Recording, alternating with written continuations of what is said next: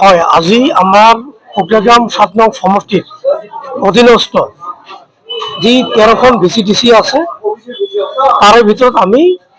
ব্লকত বহি আমাৰ কেন্দ্ৰীয় কমিটিৰ নেতৃত্ববৃন্দ, জিলা কমিটি, ব্লক কমিটি, আমাৰ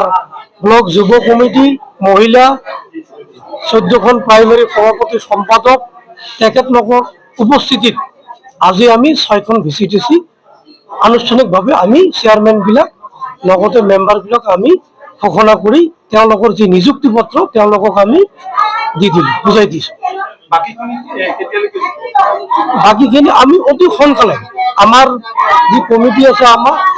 কোকৰাঝাৰ ব্লকৰ অধীনস্থ কেন্দ্ৰীয় কমিটি, জিলা, ব্লক আলোচনা কৰি এইখিনিও ৰেডি হৈয়ে আছে। আমি এটা আলোচনা কৰি ডেট এটা মিলাই পেলাই আমি অতি সোনকালে এইখিনিও আমি দিয়াৰ ব্যৱস্থা কৰি আছোঁ।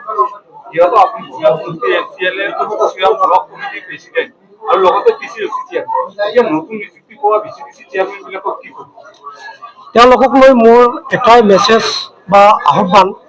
তেওঁলোকে যি আজি দায়িত্ব পালে, নতুন যি দায়িত্ব পালে, এই দায়িত্বটো লৈ তেওঁলোকে দায়িত্ব সহকাৰে ৰাইজৰ হৈ আমাৰ যি সমষ্টিৰ যি আমাৰ একেবাৰে জ্বলন্ত সমস্যাবিলাক আছে আমাৰ ৰাইজৰ মাজত, গাঁও অঞ্চলত, তেওঁলোকে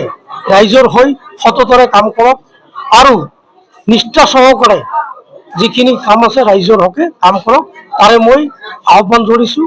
আৰু অভিনন্দনো দিছোঁ।